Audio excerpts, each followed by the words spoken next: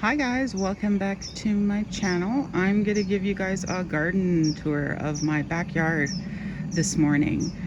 For those of you who don't know, I live in Tempe, Arizona, and I love gardening. So those of you who are new, I bought this house in 2011 and there was absolutely nothing here when I first purchased it. So this is what you can do in 12 years. There's actually a picture of me, I don't know if I can find it, walking across the yard with the realtor, and it was just a barren desert, literally.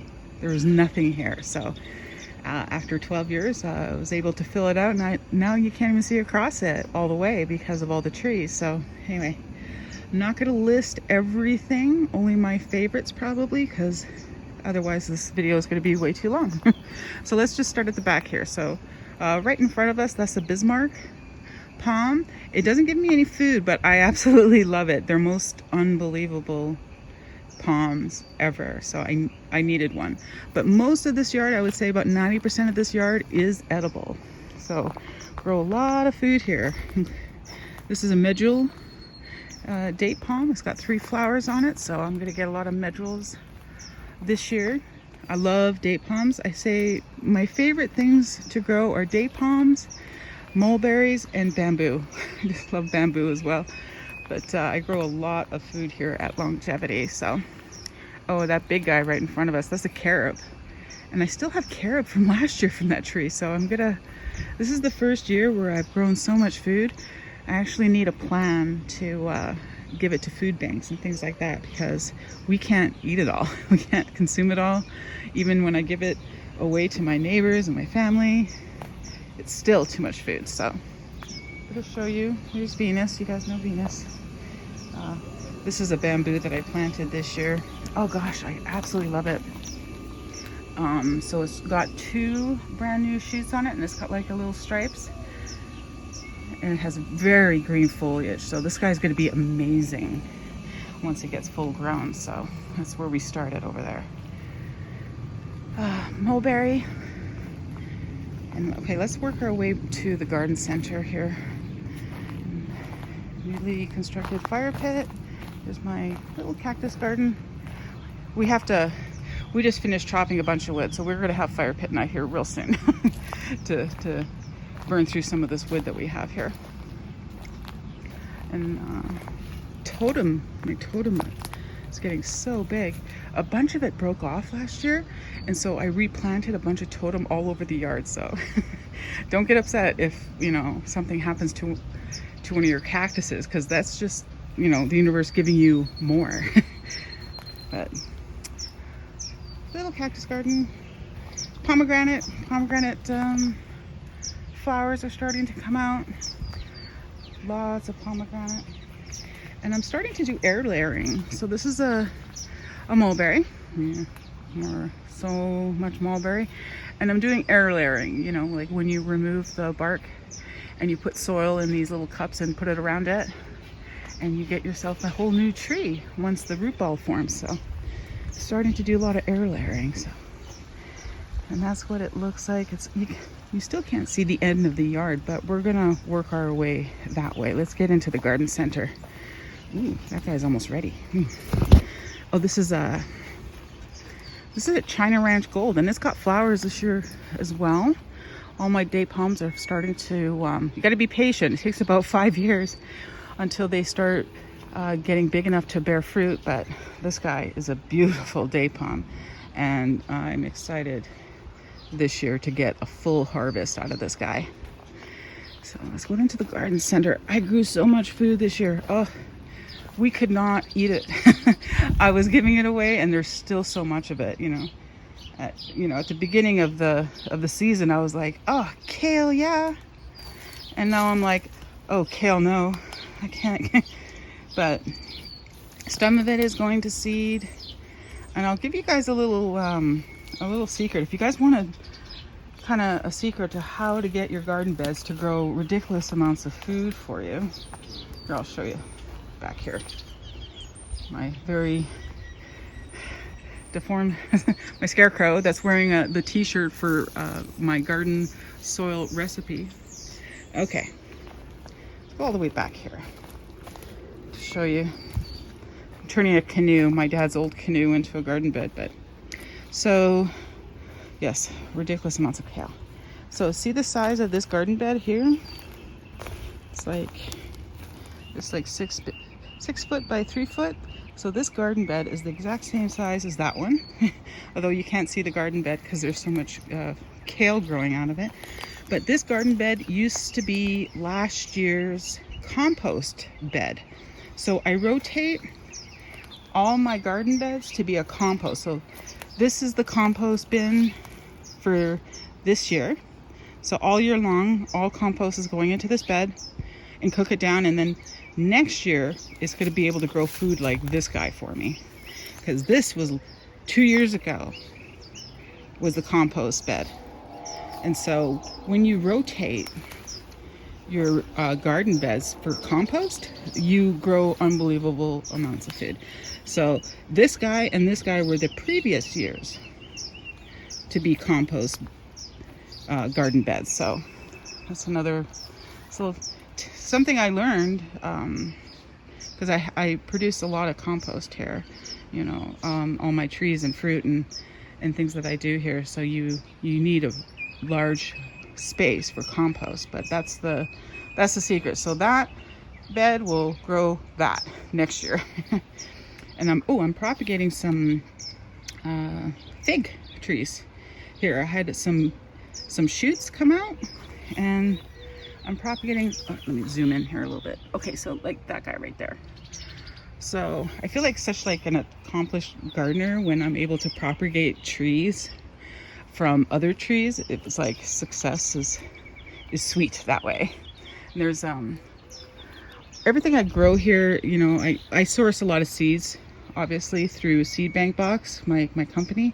So I love just growing such unique things. This is called outrageous romaine lettuce. So, and it's the most unbelievable tasting lettuce too. So obviously I've been really always picking off this guy, but there's just been too much this year. It's a good problem to have, don't get me wrong, to grow too much food. And so love beets, all kinds of things that I'm growing here. Oh, and we're starting to get some chamomile, and I'm propagating more date palms there in that bed, and that one gets a lot of shade, that garden bed, and that's where my date palms get propagated. And this is something new that I'm doing. Let's see this guy, see that thing right there with all the wiring? That's called electroculture. It's also something I'm starting this year. I'm gonna try and see if it works with some problem areas in my yard. So we're all the way at the back wall on this side, but we got a long ways to go to get all the way to the other side. But let's go from where we came back through here, back to the China Ranch Gold, so we can go through here. Okay, back to the Carob. Okay, so that was the garden center. Let's go this way. So we got the China Ranch Gold, we've got the China Ranch Black, and then we got the Black Sphinx all right there. And then we're to work our way to the other side of the yard. You still can't see the far end of the yard from here. The trees got so big. But this is another, obviously, this is another mulberry, another Pakistan mulberry, and another air layering project that I'm doing. And I forget what variety this date palm is, but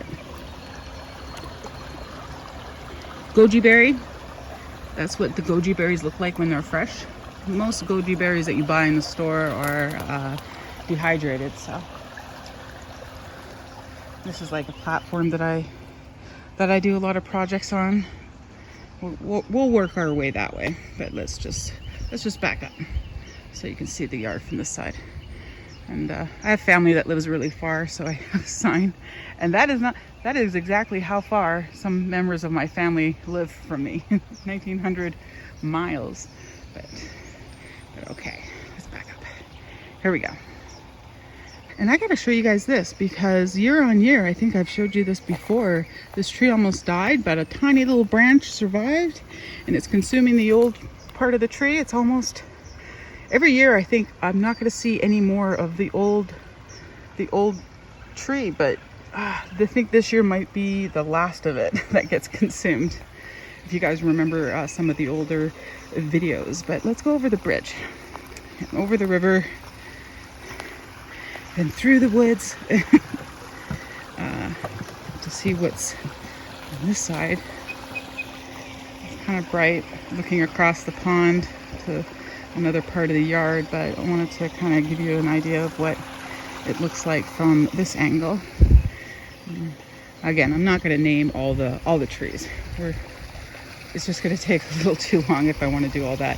Except this guy, I just put him in the ground. He's doing amazing. It's a fig. So I love figs as well. If I have to name the things that I like growing, it would be like my favorites would be date palms first, then mulberries, and then figs, and then pomegranates. So those are the things that do so amazing here in Phoenix. So let's go around this way to more date palms. And so there's the garden center from this angle. We were just in there, and just some of the things that I grow back here, all around. And this is another compost bin. This, I don't ever grow any food in this one, but this one I'm letting cook all the way down, and then I use the soil though and throw it into top off all my trees and garden bins that way. So yeah, there's the garden all the way back there where we just were. And the date palms have gotten so big, and the olive trees. So my first batch of olives that I cured were not that great, but the next year, oh my God, they were amazing. To grow your own olives and cure your own olives, after I made a batch that was amazing, I went and bought like 4 more olive trees. So I'm like, I need to do more of this. So let me get in here just a bit. That's the olive tree all the way up there. It's really multi-branched the way it grew because things were too close. But yeah, so there's the palms that I'm propagating, and it's the olive tree that's giving it all the shade. So that's what that is. Yeah. Olives, of course, do absolutely amazing here in the desert.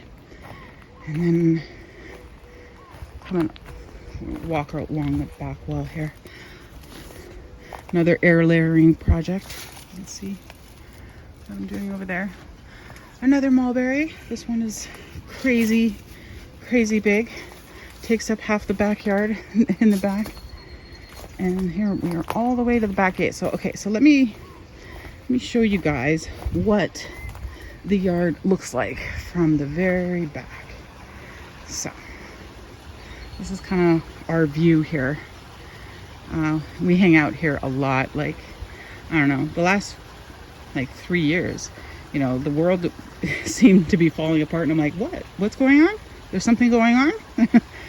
I just didn't really tune into any of it because I just spent all my time kind of back here and hanging out, and I'm just like, it's so peaceful.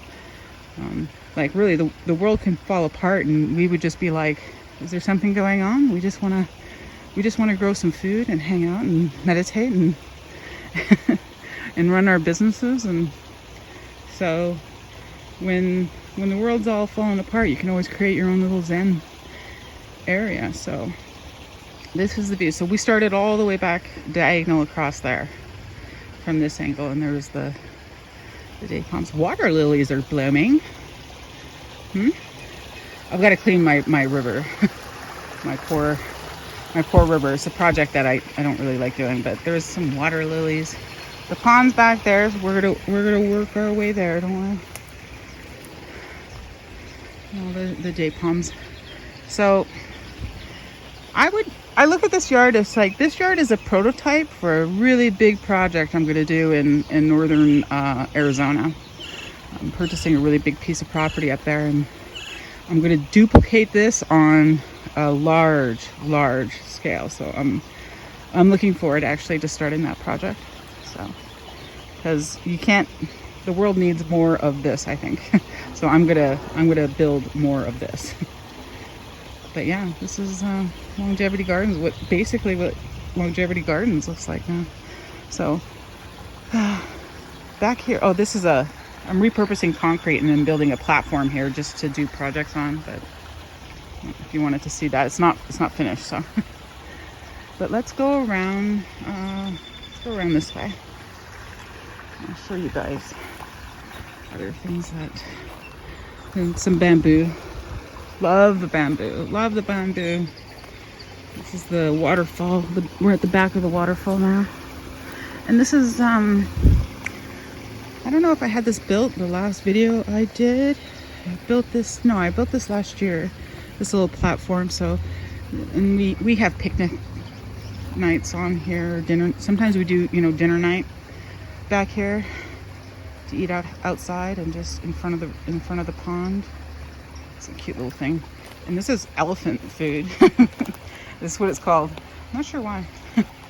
And I'm growing some grapevines now around here. So you can start to see the koi. They always want to be fed in the river. And I've got blue bamboo. This is blue bamboo. Because when it comes out, it's blue. See? Yeah, I absolutely love it. And then lots of guava. And then this is the very, very back of the yard. So it's back all the way up. Another. You can guess it. Mulberry. If it's not a palm, like a date palm, it's going to be probably a mulberry. But this is all the way to the back. And straight ahead is my house, but you can't see it. But we'll work our way there again. Do a full lap around the yard. It's basically what I do, like all day long. I work and then I come every hour, I take a break and I just do a lap around my yard. Okay.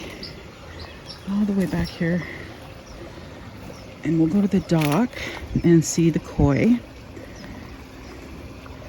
All the way back here. Good morning, my babies.